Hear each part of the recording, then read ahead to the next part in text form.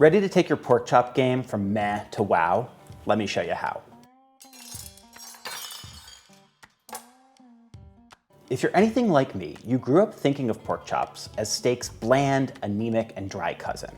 That's partly the fault of the pork industry and partly the fault of the cook.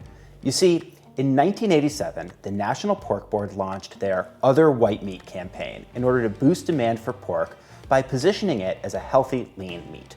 Pork producers followed suit by optimizing for leaner cuts of pork, which is why you probably associate your childhood pork chops with shoe leather. Things are changing now. We've realized that fat isn't the devil, and with a little searching, you can now find a thick-cut bone-in pork loin chop with generous amounts of fat and dark meat. To add even more flavor and retain moisture, we're going to do a heavy brine that includes maple syrup for extra punch. In addition to a kick-ass pork chop, we'll be using salt, whole peppercorn, maple syrup, fresh oregano, thyme, and rosemary.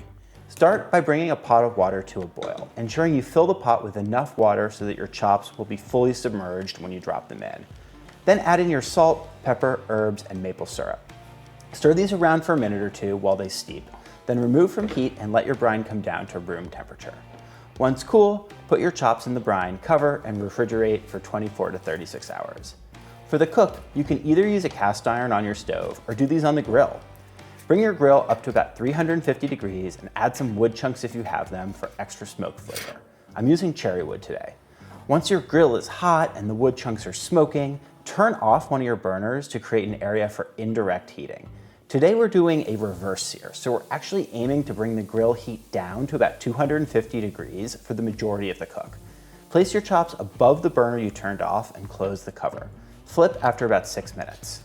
Once your chops reach an internal temperature of about 110, it's time for the final sear.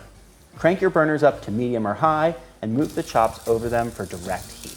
Watch carefully to ensure you don't have any major flare-ups and flip the chops every few minutes. Once you hit an internal temperature of 135 to 140, remove the chops and let them rest for a few minutes. During this time, they should reach a final temperature of 145 degrees.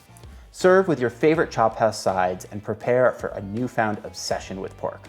Like this video, follow me on Instagram and YouTube.